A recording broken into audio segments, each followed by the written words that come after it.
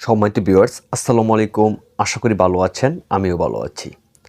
আজকে এমন একটা ব্যবসার আইডিয়া দেব, যে ব্যবসাটা কিন্তু আপনি ঘরে বসে করতে পারবেন এবং পাশাপাশি আপনি অনেকেরই কর্মসংস্থান সৃষ্টি করতে পারবেন।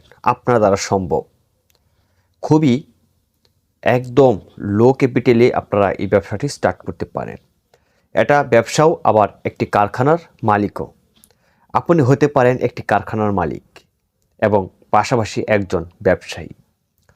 আপনি যদি ছাত্র থাকেন, বেকার থাকেন বা চাকরি পাশাপাশি কিছু একটা করতে চাচ্ছেন, তাহলে কিন্তু এই ভিডিওটা আপনার জন্য। তাই ভিউয়ার্স, অবশ্যই চ্যানেলটা সাবস্ক্রাইব করে ক্ষুদ্র পরিবারের সাথে যুক্ত হয়ে যাবেন এবং ভিডিওটা কোনো প্রকার স্কিপ করবেন না। তাহলে ইম্পর্ট্যান্ট কিছু কথা থেকে আপনি বাদ পড়তে পারেন। আপনি এই কারখানাটা বা এই ব্যবসাটা কিভাবে শুরু করবেন, কত টাকা পুঁজি লাগবে, কিভাবে প্রোডাক্টগুলো মার্কেটে সেল করবেন এবং আপনি কি পরিমাণ মুনাফা অর্জন করতে পারবেন। ভিউয়ার্স, আপনারা একদম নিশ্চিত থাকেন যে আপনি মান্থলি 50,000 60,000 টাকা ইনকাম করতে পারবেন যদি এই কারখানাটি আপনি স্টার্ট করেন। আর এই কারখানাটি স্টার্ট করতে গেলে প্রাথমিক অবস্থায় মাত্র 30 থেকে 40,000 টাকা দিয়ে কিন্তু আপনি প্রাথমিক পর্যায়ে এই কারখানাটা স্টার্ট করতে পারবেন। ভিউয়ার্স, কী সেই কারখানা? অনেকেই মনে করে যে আরে আমি এই কারখানা দেব, এটা কীরকম জানি আত্মসম্মানের হানি ঘটে। ভাই, আশা করি কোনো কর্মই ছোট না, কোনো ব্যবসায় ছোট না। ভিউয়ার্স, এই কারখানাটি হচ্ছে জুতা তৈরির কারখানা। বাজারে অনেক প্রকার স্যান্ডেল বা ক্যাঙ্গারু জুতা দেখা যায়। ক্যাঙ্গারু, আপনি নিজে এই ক্যাঙ্গারু জুতার কারখানা স্টার্ট করতে পারেন বা স্যান্ডেল জুতার কারখানা স্টার্ট করতে পারেন। এক জাতের জুতা দেখবেন, স্যান্ডেল উপরে কাপড়ের পিতা বা বিভিন্ন ধরনের বাটা স্যান্ডেল রয়েছে, বিভিন্ন ধরনের স্যান্ডেল রয়েছে। সেই স্যান্ডেলের আপনি কারখানা স্টার্ট করতে পারেন, দিতে পারেন মাত্র 30 থেকে 40,000 টাকা পুঁজি দিয়ে। আসলে অনেকেই কিন্তু এই জুতার কারবারটা করতে চায় না, তাদের ভিতরে অন্যরকম একটা ধারণা চলে আসে। ভাই, একবার চিন্তা করেন, বাটা কোম্পানির মালিক, সে তো কোটিপতি, তাই না? সে একজন সিআইপি, সেও তো এটা জুতার কোম্পানির মালিক। তাহলে আপনার ব্যবসা করতে সংকোচের কি? আপনি কিভাবে ব্যবসা শুরু করবেন? 30 থেকে 40,000 বা 50,000 টাকার ভিতরে এই যে স্যান্ডেল তৈরির যে ম্যানুয়াল মেশিনগুলো রয়েছে, অর্থাৎ হাতে কাজ করা যে মেশিনগুলো রয়েছে, অটো মেশিন ছাড়া, অটো মেশিনটি কিনতে গেলে আপনার টাকাটা বেশি প্রয়োজন। প্রথম অবস্থায় ব্যবসা স্টার্ট করতে গেলে আপনি ম্যানুয়াল মেশিন দিয়ে কিন্তু আপনি শুরু করতে পারবেন। আপনি যেখান থেকে মেশিনটা ক্রয় করবেন, আর এই জুতা তৈরির মেশিন কিন্তু বাংলাদেশের প্রায় সব জায়গায় পাওয়া যায়। আপনি সেখানে যাবেন, গিয়ে যাচাই বাছাই করে তারপর ম্যানুয়াল মেশিনটা কিনবেন জুতা তৈরির। আর ভিউয়ার্স, যেখান থেকেই মেশিনটা কিনবেন তারাই কিন্তু একটা প্রশিক্ষণের ব্যবস্থা করে দেয়। আপনি চাইলে তাদের কাছ থেকে প্রশিক্ষণ নিতে পারেন। তো আপনি মেশিন কিনলেন, প্রশিক্ষণ নিলেন, এটা হচ্ছে প্রথম ধাপ। প্রশিক্ষণ আপনাকে নিতেই হবে, না হলে তো আপনার প্রোডাক্ট মানে আপনার জুতা রিজেক্ট হয়ে যাবে। আর রিজেক্ট হয়ে গেলে মার্কেটে তা চালাতে পারবেন না। আপনার অবশ্যই প্রশিক্ষণ গ্রহণ করতে হবে। এখন মেশিন নিলেন, প্রশিক্ষণ গ্রহণ করলেন, বাসায় নিয়ে আসলেন। আপনার একটা রুমের ভিতরে কিন্তু এই প্রোডাক্টগুলো উৎপাদন করতে পারবেন। এখন কাঁচামাল কোথা থেকে কিনবেন? স্যান্ডেল জুতার শিট পাওয়া যায়, শিট। আর আপনি বিভিন্ন ধরনের ডাইস আছে, ডাইস আপনাকে মেশিনের সাথে দিয়ে দিবে। যেমন 6 নম্বর, 5 নম্বর, 7 নম্বর, 8 নম্বর, 9 নম্বর, এরকম ডাইস। হ্যাঁ, ডাইস আছে জুতার।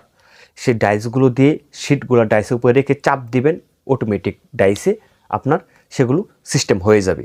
তারপর পিতাটা লাগায় বা জুতা রেডি। এখন আপনি এগুলো কিভাবে সেল করবেন মার্কেটে? আপনি ইচ্ছা করলে একজন এসআর নিয়োগ দিতে পারেন কমিশনে।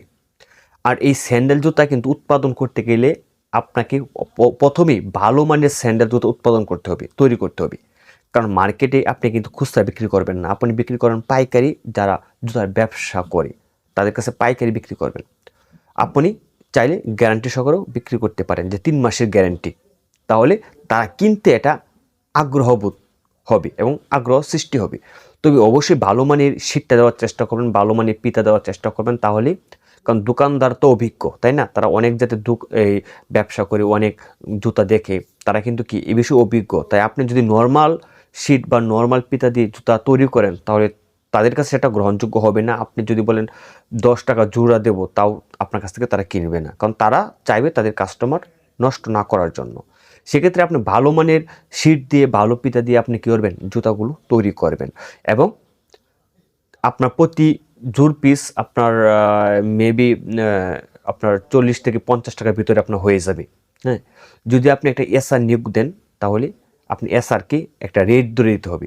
আর এমনভাবে রেটটা ধরবেন যেন আপনার 10 টাকা প্রতি জোড় পিস 10 টাকা থাকে এবং এসআরের যেন 10 টাকা থাকে। এভাবে টার্গেটে এসআরকে দিয়ে দিবেন, যে তুমি যদি আজকে 50 পিস এটা সেল করতে পারো, মানে 50 জোড়া সেল করতে পারো, তাহলে তোমার প্রতি জোড়াতে 10 টাকা বা 20 টাকা, কারণ আপনি তো আপনার লাভ রেখে তারপর তাকে দেবেন, ঠিক না? তো এভাবে কিন্তু আপনি মার্কেটিং করতে পারেন। তাছাড়া আপনি নিজেও কিন্তু মার্কেটিং করতে পারেন। নিজে মার্কেটিং করলে আপনার লাভ বেশি হবে। মনে করেন আপনি সারাদিনে বা রাত্রে জুতা তৈরি করলেন, দিনে মার্কেটিং করলেন ভালো পরিমাণ। দৈনিক যদি আপনি 50 জোড়, মানে 50 জোড় যদি আপনি সেল করতে পারেন, এমন এক দোকান আছে সেখানে 10 জোড় রেখে দেবো।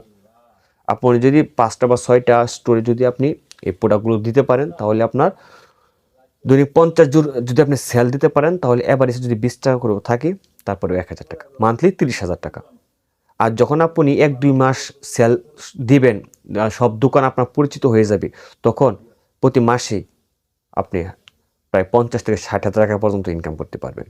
এটা হচ্ছে বাস্তব। তবে এই ব্যবসা মাঝে একটা নিশ্চিত যে এটা কোনো পচনশীল দ্রব্য না, কখনো মাল পচবে না। এখন শীটটা কোথায় কিনবেন, বা কাঁচামাল, জুতার যে কাঁচামাল আছে, ওই কাঁচামালটা কীভাবে কিনবেন?